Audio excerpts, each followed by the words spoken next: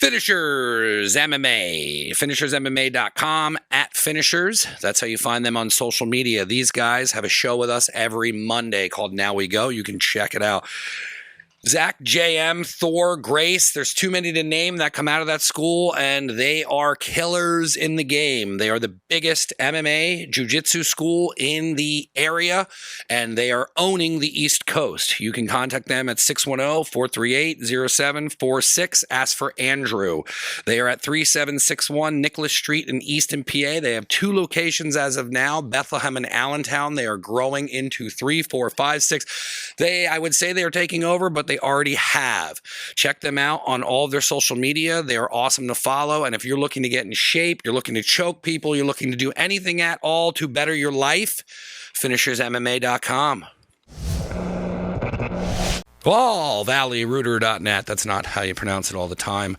I just say it that way. All Valley Rooter, Jared LaBarba. He is my plumber. He's the show's plumber. I'm getting him plumbing business all over, and I love that he is getting what he wants. He has 24-hour emergency service. He is certified, insured, and professional. You can follow him at All Valley Rooter. He's on social media, and you can find his information at allvalleyrooter.net. Jared came down over the weekend and he fixed a problem down here. He's super professional. I love him as a person. I love his business. He grew it, and he's doing his own thing. It's allvalleyrooter.net. It's 24-hour professional plumbing services. He can help you out with everything you need. It's 610-762-1656. He's certified, insured, and professional. Do not be afraid to contact him for any of your plumbing needs. Support Jared. Jared supports us. Luke Delmar Handmade Custom Knives. I love Luke. It's lukedelmeyer.com. He's a farrier, a bladesmith, and a blacksmith. He has custom knives, and the best part about it is you can take classes to make them. So not only can you take a class to learn how to make knives, at the end of the class, you get that knife. We're working on a project together. He started recently getting into chef knives, so he's starting to make chef knives. He makes hunting knives.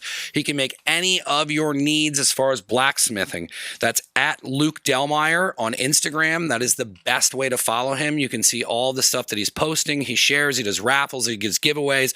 Check out all things Luke Delmeyer at lukedelmeyer.com. We've had him on the show before. You can dig down in the library, listen to how he got started and where he's at now. I'm excited to work with Luke. He's a really good friend of the show, and I'm excited to showcase his chef knife that he's making me. Check out all things Luke Delmeyer at lukedelmeyer.com. Farrier, bladesmith, blacksmith. Rips Auto Detail. This guy is the best, hands down, in the area. I've interviewed him. I know his story. He's doing things that others aren't, and I love that he fucks with the show. I love getting the best of the best and having them support and be a part of this. That's what the sponsorship is for. I'm giving you the best people in their profession, and Rips is the best at auto detail. It's at Rips Auto Detail for Instagram. You follow that. He's showing you the different cars he does, and it's at 630 North Nelson Street in Allentown, PA. He offers paint correction, ceramic, SPS coatings, and more. This is appointment only, and it's ripsautodetail@gmail.com. You can call him at 484-553-1366. I tell you, follow him. If you don't know, you want to know more about what he does, follow him on Instagram. Follow Rips Auto Detail, and you can see all the things that Rip does. He's a big part of the show. We have a separate show we do called Road Dogs, and you can check out his past interviews and hear his whole story. I couldn't recommend this guy more for your auto, car, boat, plane. This guy literally has done everything, and he is the best in the area doing this. Rips Auto Detail. Hell, any of this is. We're just gonna roll into this. 1, 2, 1, 2. Welcome to Never Again Radio, gentlemen. I will go around the room. It's always difficult. Well, not difficult, but there's 3 people here. The Goat Pub and Pie. I heard about you guys from Rip Nuts. He told me about you guys coming into the area. I was excited because I did like Devries, and then when I heard someone was doing Devries over, but then it sounded like you guys were doing Devries correct, then I went in there and I was like, yes, they did it. Because you never know with a new business how people are going to run things and whatnot. But and I want to get into it is like you guys run the super tight ship over there. Your customer service is one of the best in the area, and I've gone to a bunch of places. Where did you get started in like the bar service industry? Because you definitely have worked in this for a while to be giving the experience that you do there. So yeah, for me personally, I started as a bartender at Rip Van Winkle's Pub in Palmer Township, and that's where I met Matt and Tim, two of the co-owners, along with me, and they had been bartending for a lot longer than I had. I bartended there for just a few years. Did you like bartending? Yeah, I did. Yeah, it was fun. It's a cool way to meet people, for sure, and it's great money that you can like take that day. Yeah, that definitely helps. It makes life easier. But yeah, no, yeah, I liked bartending, but I was there for a few years. Like I said, met Matt and Tim, became good friends with them, and then I actually left and got another job working out in State College before. Still doing the same type of stuff? No, actually, I was working in digital marketing and communications, like social media stuff, at a student housing company in State College, doing all their social media and digital marketing stuff. And then pandemic happens. I'm not doing that anymore. Pandemic happens. Matt and Tim aren't bartending at Rips anymore. And so we're like, hey, let's kind of try and do our own thing. That was a time when things stopped, so that if you did pay attention to things stopping, you had the ability to kind of get something going inside. Like, you know what I mean? Like I try and tell people that there was a silver lining of that, where there's things that I did with this business that I don't know if I would have ever done, because when the hell does everything stop completely? Yeah, no, exactly. And for us, it, like I said, we, the three of us kind of were all looking for something new, something new to do, and the first idea was not let's open the Goat Pub and Pie up at the old Devries. It started with kind of trying to, hey, maybe we can work something out where we would run Rips or something like that, and that because that was what we knew, what we were comfortable with. Yeah. But that kind of went by the wayside, and we had decided, like, oh, well, we kind of like the idea of running our own place. Like, let's see what else is around. Let's see what else we can try and figure out. And that's when we saw Devries, and we started looking more into that and putting some plans together. And then...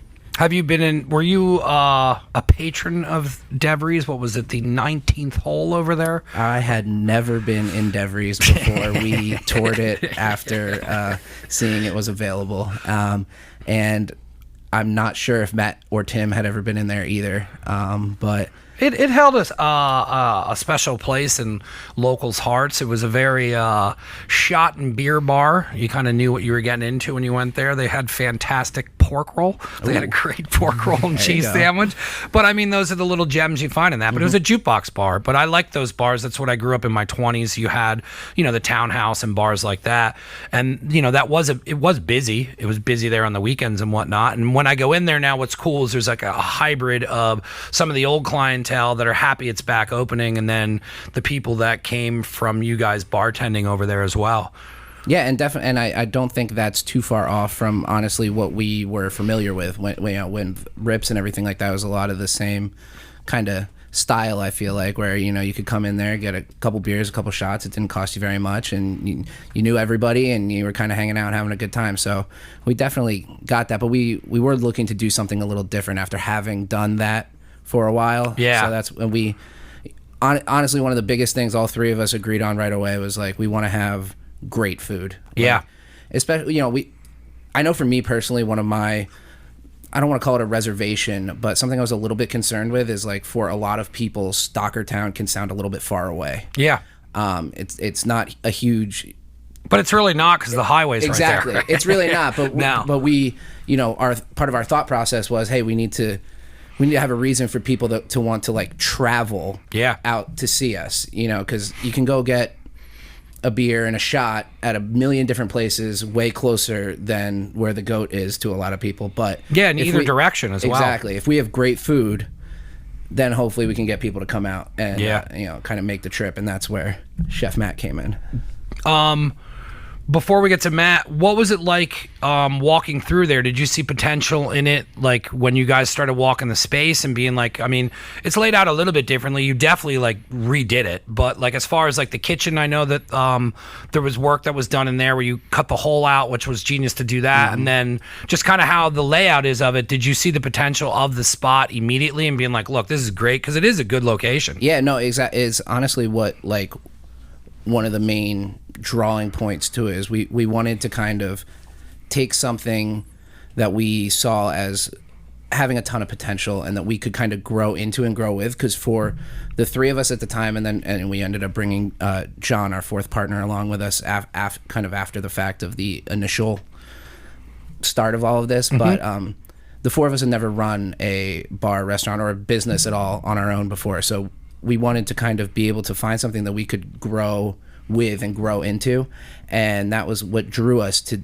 the spot there, because we looked at some other places that were more well established, we'll call it, and like, okay, yeah, you can come in here, you probably make more money right off the bat because they have a established clientele, an established brand. It's kind of, you're kind of just picking up where somebody's leaving off. But we wanted to kind of build our own thing and grow our own thing because we had what we think is a cool idea. Yeah, and I think it's a better way to do stuff, because if you go in underneath somebody that's leaving on a successful term, then you have to kind of like cater to what everybody wants out of there. Like, I know when Miva Joe's switched over, everybody was like, well, it's not the same, and we wanted it that way. And then until it turned into an Irish pub is when it became something that's getting foot traffic there again. So I mean, it was perfect for Debris because that's kind of been a lost thing for a long time. It's still stayed afloat and whatnot, but like, it wasn't changing. If Devries wouldn't have went under, Devries would have been the same as Devries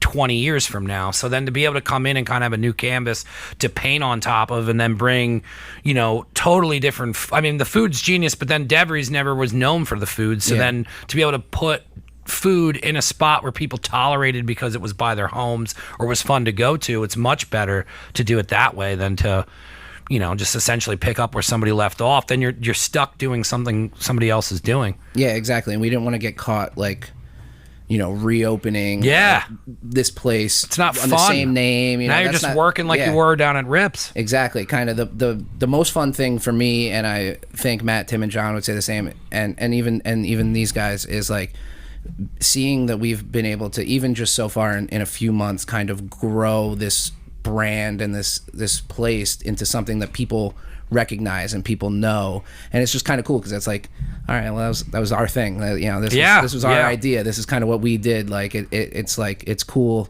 it's a cool feeling, and we wouldn't have got that in other places like that. No, because then everyone would have been like, well, they're missing the mark on, why don't they have this hamburger? And just let people ruin businesses. It happens every day.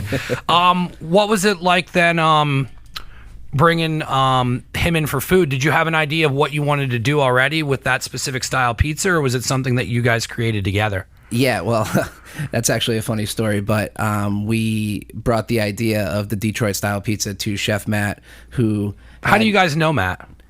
He used to come into Rips every once in a while, and we Tim, more so than myself, knew these two guys from Dubs and just kind of through the industry.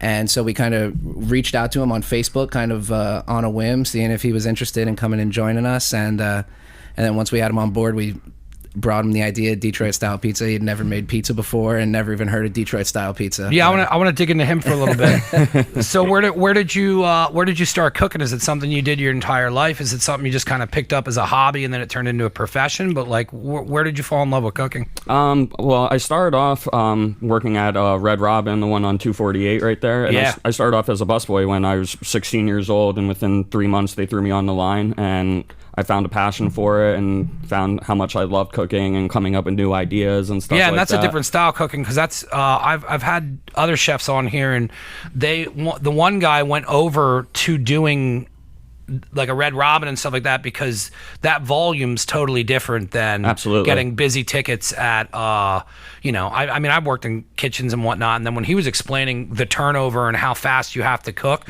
he was like, dude, I went there for 6 months just to get my speed up. He's like, they begged me to stay, but he was like, I was just here to gain speed. But I didn't realize that Red Robin and all those places, it's totally insane cooking. Oh, absolutely. And just working there alone teaches you how to, like you said, to do that type of volume and be quick at your job, and that's a huge part of the industry.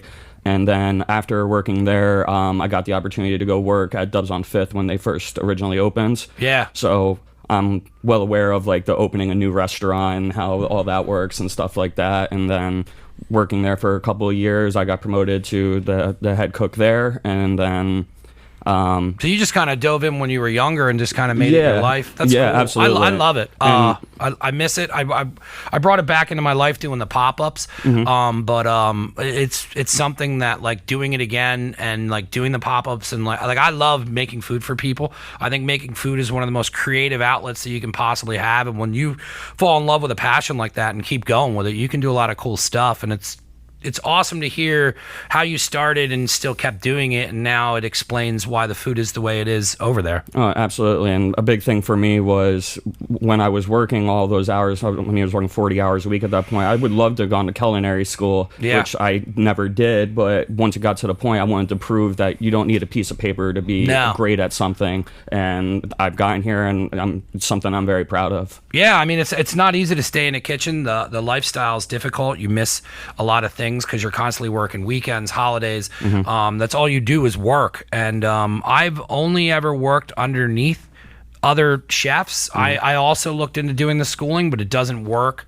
There are people who can do it, but like it did not line up for me where I had enough hours in my life to dedicate it to schooling, pay for bills, pay for an apartment. Like, I couldn't swing doing both, but I also look at it where I like the style and way I cook, and I don't know if that's the way I would cook if I would have went and got classically trained. Right. Because I feel like I took different versions of people who were classically trained, and they gave me a version of what they created, and then I molded those things into my own. But I don't think anyone, you don't need a piece of paper at all to be doing stuff, as long as you're passionate about it. And I mean, it shows with what goes on over there, because your food, it's awesome. I was so happy to have, because I didn't know how it was going to be, and I usually judge it by a couple of different things. But then when I was like, wow, like, because I think you might have even been working the first time I was in there, and I was like, all right, the bartenders are bartenders. They're not people that were hired and they're training them to be bartenders immediately.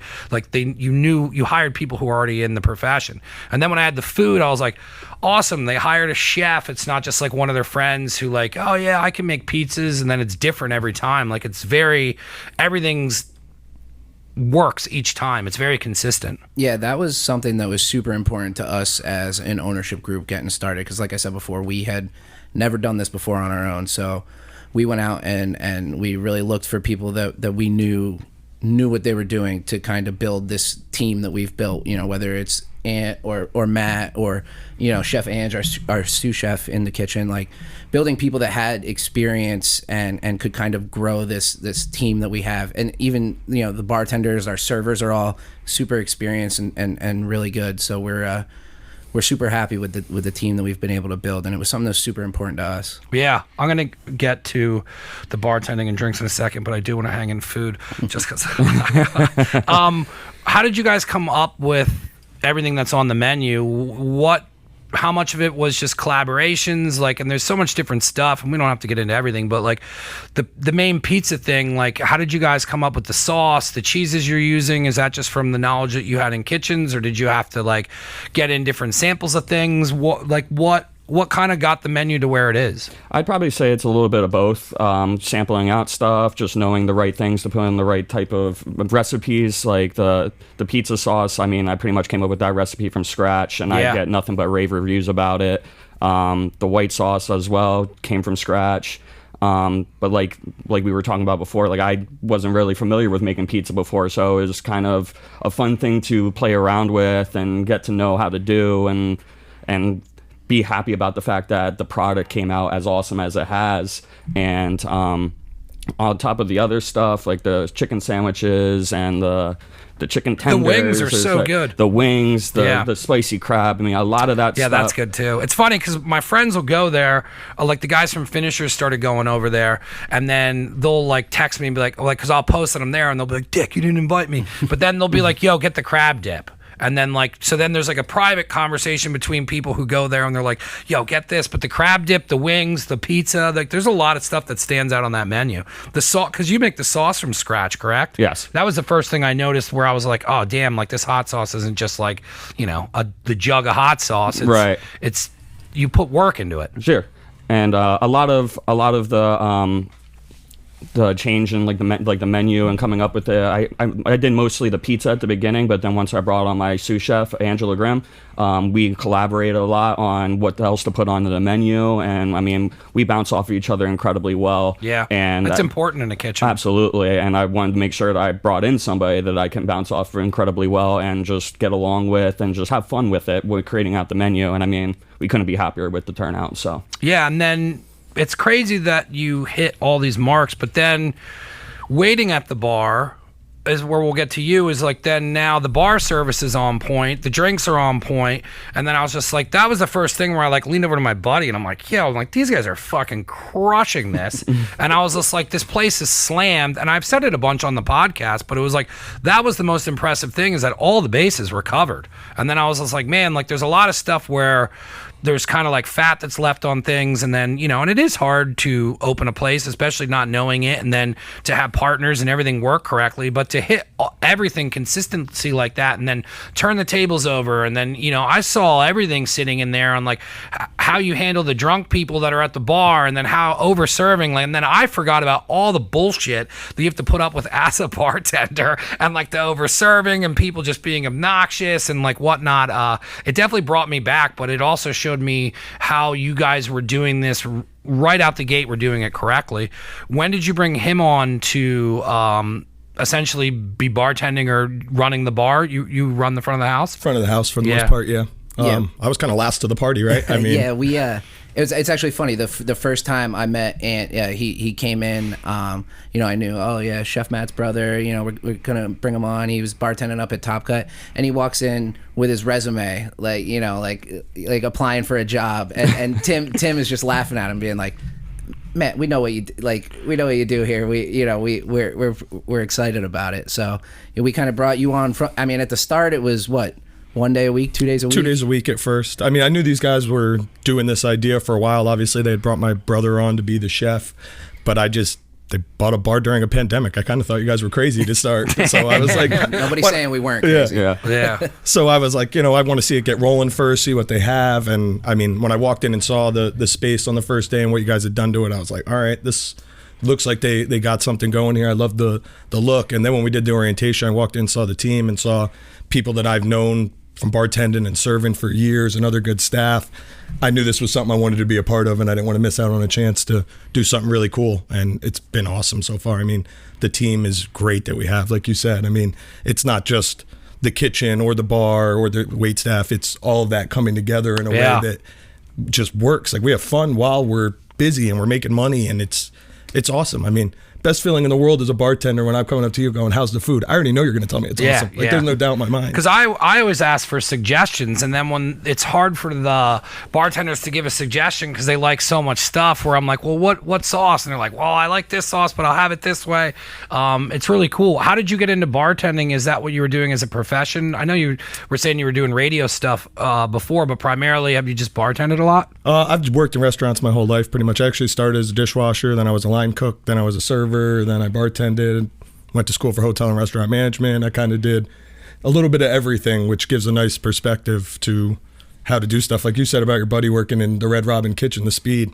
That's the best thing I could ever done for bartending, because you multitask at a way higher level doing stuff like that, with the volume that you see. So Yeah, restaurants are just kind of in the family here. It's what we've done for a long time. So, what was the appeal of doing it? Did you just? I mean, because it does get crazy, and especially if you work at like a really busy bar. I fell in love with bartending before I fell in love with cooking. I was working down at the Holy Family Club with a social club down here, but it changed my life. How I was a shy person, like that shit's out the window when you're bartending, and then like just meeting people, interacting with people, figuring out how to set the mood. Then when you start playing around with playing specific styles of music, and then like you could start controlling a room, and then like I ended up getting into like DJing, cooking. Like there's so much that comes out of just working in a restaurant that leads to different creative paths and different creative projects. Did you always find yourself kind of like, because you started out doing the dishes, there's obviously you can keep growing out in different areas. Is that what you enjoyed the most about it, was kind of growing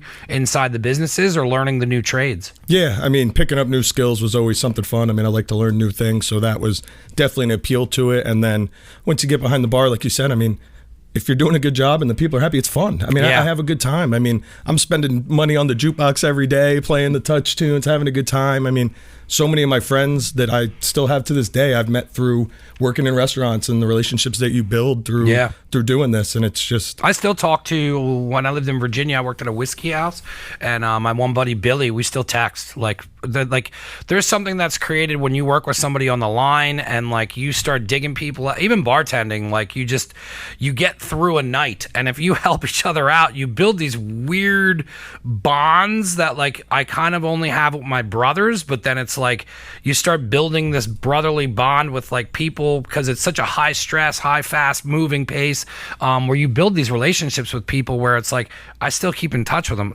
I've had a million jobs. I definitely do not talk to anybody I worked in a factory with, but like people I've worked in a kitchen with where like we got each other out of nights, or I could still text them now and be like, you remember that night when this happened, that happened? Like it's just I don't know, it's like it's a different experience. I've always enjoyed it. Yeah, it's definitely like kind of like a brotherhood. I mean, you really do build relationships. I mean, I barely knew Sam, and I mean, we're good friends now. I mean, the other staff that we work with, we all hang out, we have a good time together, and that's just because you go through it together. Like you said, you kind of get your butt kicked on a Friday, Saturday night, and you wait for it to be over, and then we sit down and reflect and have a beer together and have a good time about it. That's the best part. And I mean, like that's how I met Matt and Tim. Yeah. And that's kind of where this whole thing started. We bartended together at Rips. I never really knew them before this, and like I said, I had left and had another job for a couple years after, and we still kept in touch all the time, hanging out, when I would come back to the area here, and then all of a sudden here we are.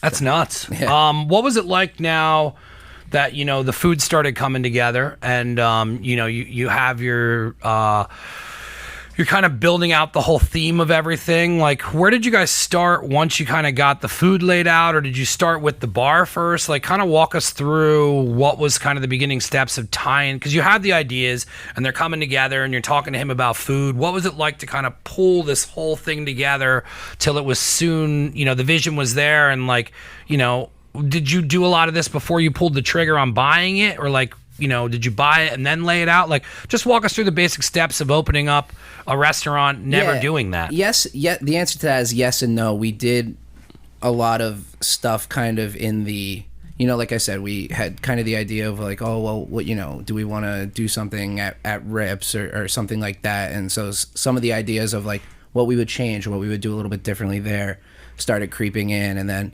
we decided that wasn't going to be for us, and we found Devries and we kind of liked that idea. So then it developed into, okay, well, these are the more ideas of what we want to do in this particular spot. But as far as like the menu, Tim built out kind of the skeleton of our cocktail menu, and we kind of would throw out ideas as far as like our beer list goes, and we have a couple different, all of us kind of came up with a couple different cocktails. And then as far as the food goes, that didn't really, besides the idea of the Detroit style Where did pizza. that come from? Did you guys, somebody had to have eaten it more than everyone else? Yeah, I was Detroit's, the only one. Detroit, because it's not something that you get around here. No, I was the only one that had ever had it before we decided that was what we were going to do. Where did you have it at? There's a couple places out in Philly that do. I live in Philadelphia. Oh, cool. So there's a couple places out there that have it, and I've gotten it, and I really liked it. Like, delicious. So when we were kind of like talking about what we want to do, okay, well, we want to have great food. How about pizza? all right, well, are people going to travel to go get And there's a shitload of pizza around here already, because exactly. I was mad when someone said you guys did pizza, but then when you said you were doing Detroit style, I was like, okay.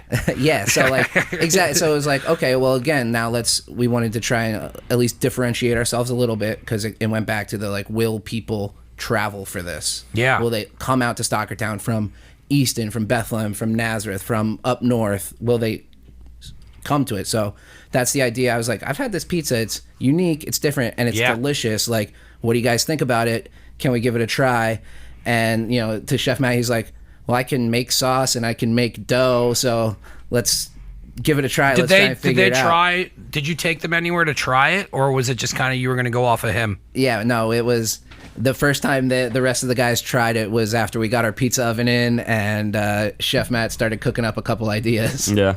But, yeah, so that was kind of like a bit of a leap of faith, kind of, as far as the style goes, and kind of the whole concept, because it's the basis of our whole concept. If the pizza's not good, nobody's coming. And the other thing too is like the equipment to purchase to do that, because you are doing pizza. So like, did you decide from him knowing because he worked in pizza places, or did you just know you needed a pizza oven? And then like the pans, like it's not, hey, let's just make pizza. You chose a different version and a style of, and most of the reasons why that's made is because they don't do it that way. Yeah, you know what I mean? Yeah, we kind of, we had the idea, we wanted to be unique, I had the pizza before, and I was kind of like, hey guys, trust me, it's good. And then it was like, all right, yeah, let's roll with it. That's what we're gonna do. Get the pizza oven in, get a few of the pans so we can test some stuff, talk to Chef, make sure he's on board with like being able to kind of. What were the original concepts? Did you have bigger style pans? Because the ones you have is perfect now, but like, what were the other ideas before that? Well, no, it was kind of always like once the idea of the Detroit style pizza came, it kind of stuck, and you know, we read some articles. I sent the guys some videos, and I would send them pictures of when I ordered it out in Philly. I'd be like, hey guys, look what I'm eating tonight, and they'd be like, oh, what the hell, man? So like, much fun to do that to people. Exactly. So like, I'm like, trust me, it's really good. But yeah, no, that was kind of it. We tried different pan sizes. Yeah, like we had. That's what I was getting at. Like, because I think the way you're doing it is the way you should be doing it. I think if you went any bigger, you'd start running into just too many people trying to eat a pizza, and then it would just be. I like that you get it. And because like if I went there by myself and it was a bigger pizza, I wouldn't get it because it would be too much. But like the fact that like everybody gets their own, and if you want to eat it, it's plenty because I've eaten it and you're stuffed. But if you want to share it with somebody, it's totally shareable as well. It really makes for another experience there. Yeah, cool. And that was kind of, again, part of like when I was pitching the idea of this pizza. It's like, it's not. Could you imagine if huge this pie. didn't work? Oh, it would have been a nightmare. Would have been in trouble. Or if like he comes in, he's just like, I can't figure it out. I'm not making pizza. It's only half the menu, so that's not a problem. But yeah, so luckily we were able to kind of get it figured out and go. And we definitely had some fun right when that pizza oven came in, kind of. Oh yeah. Tweaking the recipes, trying some different stuff. The first couple ones kind of came out huge, Sicilian style, more or less. Yeah, because it's not something easy to dial in right off the bat. Right. Yeah, like first test trials, some of them came out like Sicilian style, and then it was just working on, you know, like the amount of yeast I'll be using or the amount of like just the proper ingredients, and then probably took about a week, and then about a weekend came out, and I was just. He's my ultimate person to sample it to because obviously he's had it more than anybody else. So I'm just like, here. And he thumbs up. All right, let's get the ball rolling. All right, let's roll. Let's roll. And then, I mean, it must have been fun to get into the different styles you do, because then you have like the hot honey one and then the buffalo chicken. Like, what kind of was on the list right away off the back, and then like what didn't make it? Because I'm sure there was other stuff that you might have thrown together. Honestly, most of them that we originally came up with made it onto the menu. I mean, there was a couple of ones that were a little like over the top, like a huge meat lovers one. But why would you put, like, you can order that basically off the menu already as is. But like there was ones that like the hot and honey Sam specifically wanted on the menu. That was a big one. That's a big good, a big seller. That's my favorite. The barbecue pie was something to play around with because that one itself is very unique with the beer cheese and my house-made cola barbecue. And that one took a little bit of playing around with to make sure that the beer cheese has the right consistency and the sauce incorporates right. The sunny pie, which it's probably my favorite on the menu with the eggs, with the sunny side up eggs on it. And I wish it would, like, it still sells, but I think the eggs worry some people. Trust me, just try it. It's amazing. Don't worry about it. No, I'll get it next time because I go when I can, and I've had the plain, I had the buffalo chicken, the hot honey, of course, and then I think the last time I was there is when I got the Giacomo's one, and then now that's my favorite. Yeah. And I was telling him because I went over there to work on a pop-up thing with him, and I was like, yo, like, I didn't have the Giacomo sausage one yet, and then when I did, I'm like, shit, because like the hot honey one was what I ordered like 3 times in a row, right? And then I was like, all right, well, I got to stop ordering that, and then I switched over, and then Giacomo's now takes the lead. But like, it's crazy how many.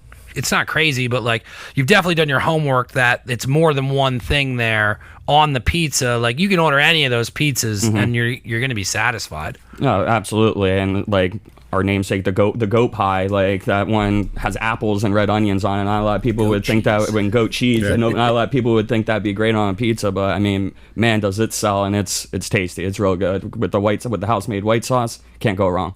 When did you get into the different wings? Was that like, how did you build the menu out? The idea behind it was we just wanted to have your kind of classic pub bar food, but we want and it's got to be good, elevated. Like, I mean, that's how I Yeah. describe almost everything that we do is a version of something that because everything is elevated. elevated on it, because the wings aren't just wings. You're making your own sauce. Like it seems like you're buying a better product than just like the wing dings or something that you get at kind of a just a beer in a shop bar. Yeah, and it was super important for us and super important for Chef Matt too to kind of be able to do everything fresh in the house. He's making the sauces, he's making the dressings, everything. We don't hand breaded chicken fingers. Yeah. We hand bread the onion rings. There's attention to detail is high. I mean, I still remember the first time he told me he's doing this Detroit style pizza. I'd never heard of it. I'm like, okay, sure. Like, I'll try it. He invited me and my wife and my buddy up and rolled out 5 pies, and I was like, oh yeah, you got some. Like, this is gonna work, man. Because I mean, bartending, it's great, and we're giving good service, but everybody has Coors Light, everybody has Tito's. It's the food that's going to keep everybody coming back. And I mean, he smacked it out of the park on that one for sure. Yeah, like I said, there's a lot of pizza around here, but then to do something very specific and very different, and then have so many different versions of it, and then like the corners where they got the cheese in them, and then like I said too, it's like I like that it comes out on the tray. I'm getting hungry talking about this, but like I love going over there now. So we can head over there. Believe me, I didn't eat lunch today. But like that was my thing is like, like I live in this town, and it's why like I bring food on. It's why I wanted to bring like awareness to you guys. Not that you didn't have it already, because you guys popped. You were loud when you came in, and everybody as a whole was like, no, they got awesome food. There wasn't a lot of bad things that were said. So like I I live here. I gave up on trying to leave this area. Yeah, I go to Bethlehem, Easton, whatever, but like there was a part of like doing this show where I'm like, yo, like why don't you start trying to like promote what is here that is actually good, and stop just complaining about what's not here. So like when you guys got here, like that meant so much to me, because like I can drive to Stockertown and get the fuck out of the studio and go have a high life and a fucking shot, and then just like hang out there. So like to be able to have something to go to like that, it's huge for anybody around here. And a lot of times things open up and they close, or people try to do stuff around here and they don't really hit the mark, but you guys crushed it coming out of there. But it's like, I don't know, it's awesome being able to go there and like I can be like, cool, I can play music and it's loud enough, and I don't have to ask somebody to turn it up, and like that's what I mean when I tell people, I'm like, they worked in the industry, so know all the things the customer wants already, for like, so he knows what he wants to do with the drinks, he knows what he wants to do with the food, how these people should be treated. And like that's missed a lot of times in businesses, because people are worried about what they want, not what the customers want. But like you take care of that there, and it's huge. Yeah, and that's kind of one of the things that we always wanted to at least be able to fall back on, is we wanted it to be a place that anyone could come hang out at, whether, like you said, you want to come in, have a shot and a high life, or some parents want to come in, bring their kids in, get some pizzas and have dinner, and it's a place they can feel comfortable. That's going on every night. And that was, we wanted it to be like a cool place for everyone. Whether you want to come watch a game, we got TVs. You had the game fights on. I was like, all right. You want to come in and listen to some music, you can come in and play your music. Yeah. You wanna bring your kids, or you want to come hang out in our lounge on the stage. We got some couches and stuff, and people want to sit there and have a couple drink. Like, we want to just be like kind of a cool spot that everybody felt comfortable coming and hanging out at. Yeah. What was your plan for developing the bar out and like kind of having your drinks? And because the bar is its own experience. I enjoy sitting at the bar over anything. I used to go out with my buddy all the time, and I'd always try and sit at a table, and he's like, nah, man, sit at the bar. He's like, if they have a good bartender that's doing his job or her job and they're interacting with you, the best place to be and where all the action and everything that you can watch what's going on, it's the bar. And when I started taking that in differently, it changed how I go out to places, and now I like sitting at a bar. And then if you have a bartender that interacts with you and it's fun and they're checking up on you and they're not just on their phone, it's a totally different experience. What was that like, getting the bar together where you guys had your drinks and you wanted, because I'm not just making up that atmosphere, it's there. So like, how was that to create kind of the bar vibe? Because you have the TVs there, your bar area is very welcoming to hang out for bar people. Yeah, I mean, that all goes back to our bartenders. We were super focused on getting people that had done it before and done it well before at places that kind of had similar, at least, vibes to what we wanted to do. Like, Ant was at Dubs and at Top Cut, and Ryan was at Keystone, and Tyler was at Bethlehem Brew Works. Bethlehem Brew Works, like, and guys that, and Ashley has bartended a few other places before, like, places that had cool vibes, and places where we knew that they knew what they were doing, so that they could provide that experience for everybody coming in. What was it like for you to build out or to start helping with like the drinks and whatnot, and to kind of like, at this point I've seen you almost every time I've been there, so you're definitely an asset and a part of it. So like, what is your role as far as what you want to do with kind of making that bar scene better? It was really cool to come on. I mean, they had already developed a cocktail list with some fun drinks on there. I mean, the first day we were open, I don't know how many Bullet and Berries we sold, but I poured more of them than probably like iced teas or water. I mean, it was crazy, but it was just taking what they had already done and kind of just adding my little, 2 cents to it. Let's do the square ice cubes for the bourbon drinks. Let's, do a twist for this, just little stuff. And then the experience. I mean, like you said, all these bartenders that we have done it for a long time. It makes it really easy. We're not in there training each other every night or carrying one another. I mean, we're in there and we just go and we kill it. I mean, it's a lot of fun, and it's cool to put new drinks on there and do new twists. I mean, I have ideas for stuff I want to do. We just got to we're doing so well with what we have. It's hard to want to change anything quite yet, but what are your home run? Because we went over like the pizzas and stuff. What are like the home runs for the drinks there that everybody orders? I think the Bullet and Berries. Bullet and Berries is definitely really high. And what's that? Bullet bourbon. Yeah. We do raspberry schnapps, simple syrup, some sour, ice it, top it with some fresh raspberries and blackberries. Just a cool drink coming out to the table. That's what I saw being made. Yeah, with the little berries on top. Yep. Yeah. Yeah. I mean, honestly, the cocktails, I mean, I've come from bars where a lot of times it was more shot and beer, pouring drafts. Like, yeah, you're mixing some Long Islands and doing some stuff.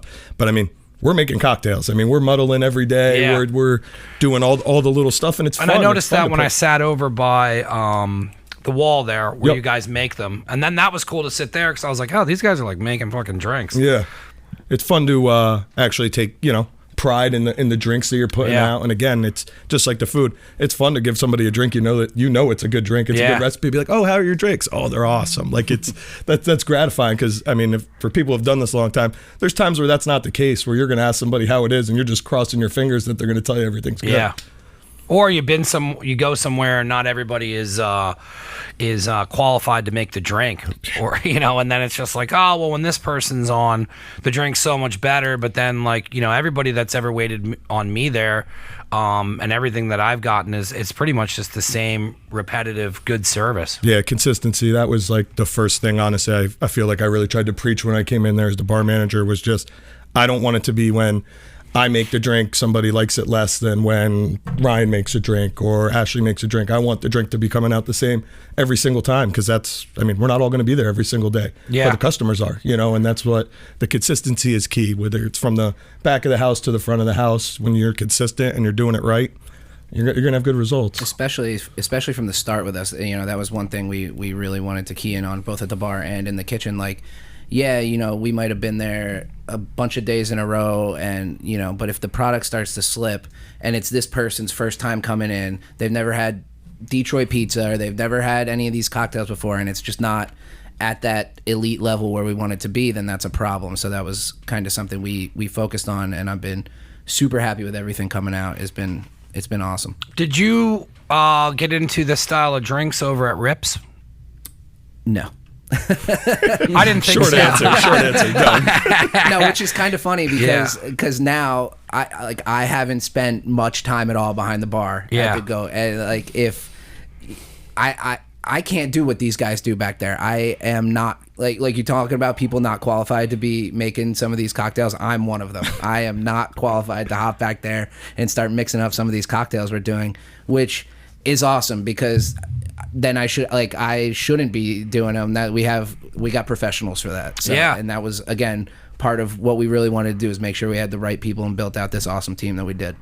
When you kind of had the pizza dialed in, you got the menus coming along, you got your drinks, like what else did you think that like it needed as far as like other features there? Like, like I don't even know if you guys have dinners on the menu, because I only just get to the pizza and then don't go anywhere else with it. But like, what else did you kind of think that you guys needed to tie everything together before you opened? You mean you haven't tried our cheesesteak yet? I have tried the cheesesteak. It's good. It's good. I did the cheesesteak, the burger, the pizza, but then I keep going back to the pizza. Yeah, I mean, it's like I said before, kind of just a real basic bar food is what we were going for. We, Chef Matt and Chef Ange sat down and we're like, all right, well, let's do this. We're going to do a cheesesteak, we're going to do a burger, we're going to do a chicken sandwich, we're going to do chicken tenders. I didn't have the chicken sandwich yet. Yeah. Oh, it's So got a good. bacon horseradish sauce on it. Oh my God. Yeah. I'm definitely coming up there later. I am going to finish editing these podcasts and then I'm coming out. But yeah, and it was just kind of the whole focus was, and what we told these guys from day one is like, we're not putting it on the menu if it's not awesome. We're not like, there was no point of putting something on there that somebody's not going to be like, oh, this is great. Like, well, what's the point of it then? If like, why? Yeah, you hold yourself to a standard. Yeah, so and like you said before, is you have professionals in the positions that they're in, and I think sometimes people make mistakes where they want to take responsibility for everything, and sometimes you just got to like let people do their jobs, and then if you let them do their jobs and you're not all over them, then they enjoy their job, and then they can create and have fun doing it, and then that's when you get a full experience. When you start like locking down on people and just like, I'll do it better than you, and I'm going to do it this way, and the drink's got to be named this, and then you take away why people like cooking and bartending. Yeah, exactly, and that's kind of, not to keep going back to it, but like from the beginning, we wanted to make sure we had the right people in the right places and build out this team kind of around the four of us, because the four of us had never done this before.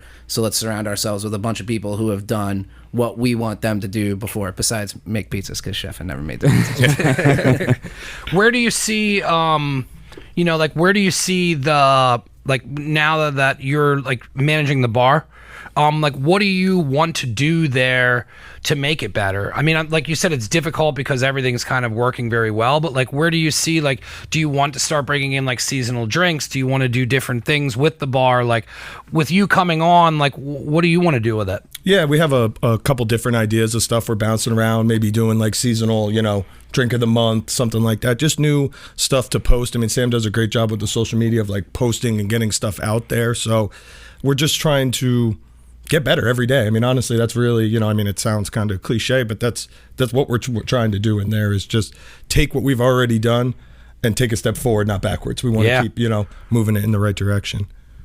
It shows with everything that you guys do over there. Do you have changes coming down that you want to do with the menu eventually, or like, the kind of the same question, like, where do you guys see the menu changing, or like, do you have things that you want to do that you haven't even been able to showcase yet on the menu? Oh, absolutely. I mean, there's plenty of things that I still haven't even. What are you itching to do? There's got to be something you're bothering them with. I mean, honestly, like I love coming up with like weekly specials or even monthly specials and stuff like that, and that's something definitely down the road that I would like to explore. Just because, I mean, people are still working their way around the entire menu. Some people can't get off of the pizza and stuff like that. But no, I mean, that's a good thing though. No, absolutely. Because I get stuck on ordering the same stuff, and I kind of got like, even like when I go up there later, like because we're talking about the pizza, I'm like, oh, I want the pizza, and then I'm like, I'll get the wings. But then when you started saying the chicken sandwich, it's like now I gotta like push the pizza aside. But that's like a really good problem to have. Oh, absolutely. I mean, but I mean, there's a lot of things in my mind I'd like to work with. Like one of the next things I want to work with is a sausage bake, and like almost like we have the mini cast irons that our spicy crab dip come in, and have like a cheese, potato, and sausage bake, and just and I mean, all I have to do is put my mind to it and play around with it a little bit, and then I mean, I feel like I'm doing pretty great so far. So I mean, anything else down the line, I feel like is going to be exceptional as well. And the first thing when you say, what did he start pestering us about? The answer to that was the Oreo grilled cheese. Well, yeah, that was yeah. Is that on the menu? Oh yeah. He See, I didn't have that yet. Oh man, he came to us. He came to us when we're building out the menu, and he's like, "Oh, I have this specialty dessert that I want to do," and we were kind of like, I don't know, man, like desserts, like, again, we're a bar, like, do we really need to have desserts? And he was like, oh, come on. A few days later, he just because now that you say that, you don't really need desserts there, but desserts does work there. Exactly. Absolutely. So like a couple days later, we start messing around with some stuff in the kitchen, and he walks out with this plate. Eat and he's it. like, here it is. Everybody give this a try. And we're like, what is this? He's like, it's the Oreo grilled cheese. It's the dessert I want to do. And we take a bite, and it's just kind of like, all right, well, I guess we're doing desserts now. So, that's going on the menu. So, that was kind of how the dessert portion of our menu came to be. That's crazy. That was the other thing I was going to ask you about. Now, you also work with Giacomo's, and like I totally skipped over that, but like, what made you reach out to Giacomo's? Were you just friends with them? Did you know the sausage? Do you work with anyone else for toppings, or did Giacomo's just kind of be its own thing? Well, that kind of came about a couple reasons. Their food is awesome. Yeah. So anytime you get a chance to work with awesome products like that, like, you're not going to turn down the opportunity. And Tim lives down the street and was in there all the time eating the food. And then finally he was like, he goes to Sal, hey, we're opening this place up there, and we're going to do pizzas, and we'd love to throw some of your sausages on there if it's cool with you. Like, can we figure something out? And it was kind of just all came together that way. But yeah, like, if we can put awesome sausage on the pizza, we're going to put awesome sausage on the pizza. And, because and it awesome changes that sausage. pizza completely. Because then I was like, man, this takes a whole nother level on it. And then I was talking to him, and he had told me, but I still wanted to know your side of that. But he was like, he's like, they reached out, and like, he's like, I stop in there now on like my way home, because I didn't know he lived over that way.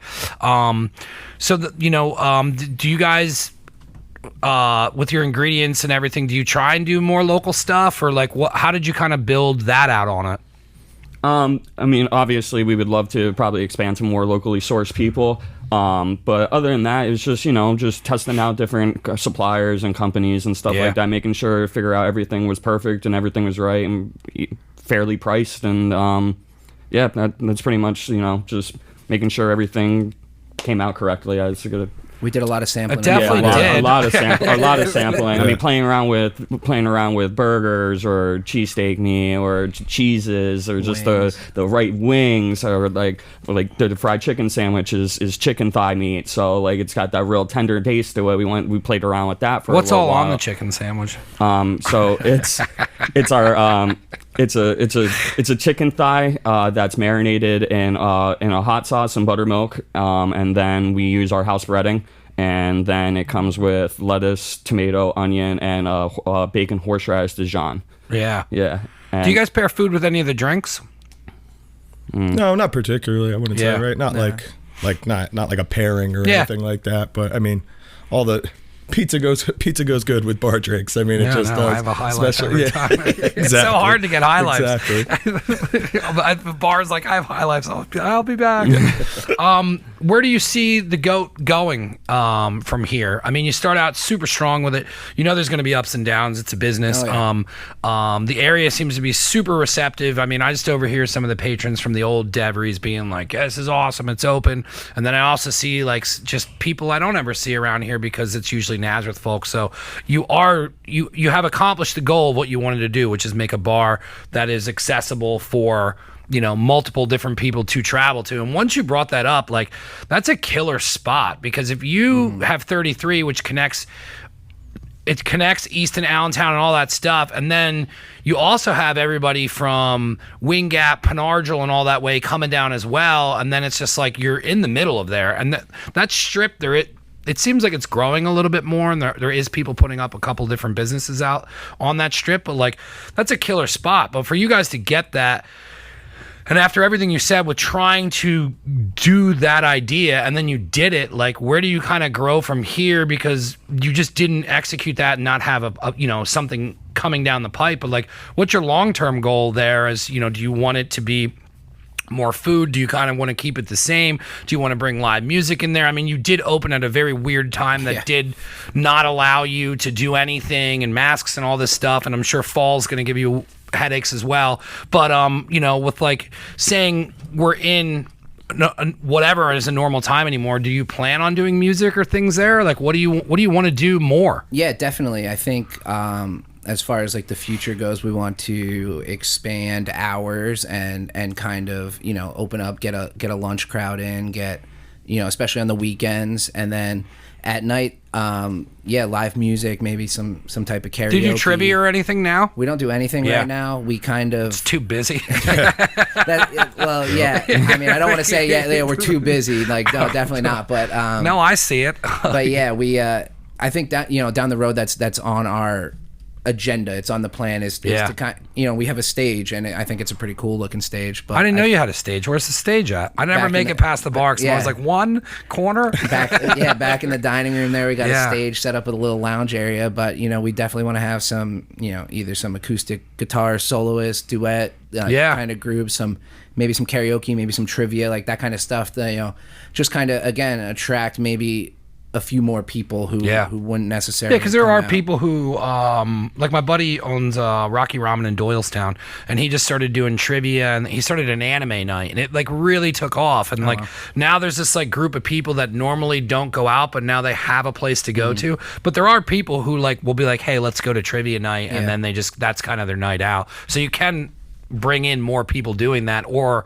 a group of people that are just solely looking for that kind of vibe. Yeah, definitely. And like I said, it's definitely on the agenda. Right now we're still very new, and we're still really trying to focus on making sure that everything that we do now is how we want it to be, and everybody has a great experience. And we are then going to hopefully expand that, like I said, with a few more hours, open up for lunches, and then have the kind of late night entertainment as well to kind of grow the clientele, I guess. Yeah. I'm going to start wrapping up just because I know you guys got to work and everything else. And I wanted to bring you in here now because it was early into this. And I know that everything you just said is going to turn into what it is, because this area is missing, especially Nazareth, is missing something that is even remotely doing anything at all. So, like, I was so happy when you guys got in there, but then to dive into this and be able to hear it from the kitchen to the bar, and then from the owner's perspective, like, you guys are absolutely crushing it. I definitely want to do further projects, and anytime you guys ever want to do, if you have something new on the menu, or like when I'm up there and you want to do cooking stuff, like, that'll be so much fun. Absolutely. Anything that you guys want to, I don't care if the two of you want to come on and just sit here and test drinks you want to make. I'll get drunk with we you. We could definitely here. do that. Yeah, twist my arm. I always tell everybody, you come on first and you're introduced, and then we could do more relaxed things, and then you're kind of used to doing a podcast. But the door is open for anything that you guys want to do. Everything I said, I'm not just blowing smoke up your ass. Like, you guys are running a very legit, organized business, and it was one of my favorite things about coming there, because with how busy you guys are, the bar, the food, everything was like, you know, the times weren't like, Jesus Christ, what's going on? You know, it's the normal things it was so abnormal not to see you guys stumbling that new that it like stuck out. So like, whatever you guys are doing, it's working. Keep doing it. And I'm going to give you guys a chance to plug social media. I don't know if you post your cooking stuff or if you post the drinks or anything you want to do outside of here. But definitely plug the goat stuff first. But he's like, I have a soccer league. But I'll give you a chance to kind of plug where, because you can do online ordering, you do pickup, you do all that stuff, correct? Actually, no, we don't do right. any online ordering. We do a limited takeout order where you can call in basically on our off-peak times when we're not full in the dining room and full at the bar. We can accommodate the takeout orders, but what do you have to do? Turn the phones off? We keep them on and we let you know that that's the reason we can't take the order. But yeah, because otherwise they get slammed back there. So that's cool that you care that he's slammed. Not only some that, people don't. But not only that, but it goes back to us wanting that experience for our guests who are coming in. Like if all of a sudden we have a million takeout orders back there and your wings take 45 minutes to come out now, that's a problem for everybody. Yeah. So we do what we can. We do it when we can. But our number one goal is to satisfy the people that are coming in. So yeah, if you can try to get some takeout. Like I said, on some. I'm glad I led with that's what you should promote. That's awesome interviewing, Mike. Other than that, we're on Facebook, Twitter, Instagram, and TikTok at the Goat Pub Pie. Cool. It's the same on all of it, and you can kind of follow along. If we got anything new coming up, we'll throw it up on there. Or we just sometimes post pictures and videos of us having fun. We made a couple stupid TikToks and so you can't not make stupid TikToks. Yeah, that's TikTok's stupid. It works, but it's a different platform. But yeah, no, those are our social medias. That's kind of where you can follow along and find out about us. And I just posted a picture of the chicken sandwich the other day, so if you want to take a look coming at in it. for the chicken There sandwich. you go. And then you guys are right off of what do you get off of there? Stockertown exit? Yeah, it's the 191 Stockertown exit off of 33, and you just make a right, you make a left, and you're there. Super easy. And then you can't miss it because the sign and the parking lot and everything. Yeah. And the parking goes into the back, and you guys just paved that, which was nice. Yeah, that was definitely one of the first projects we wanted to tackle. Was doing what we could to improve the parking situation. Cool. Do you guys have social media you want to plug or anything?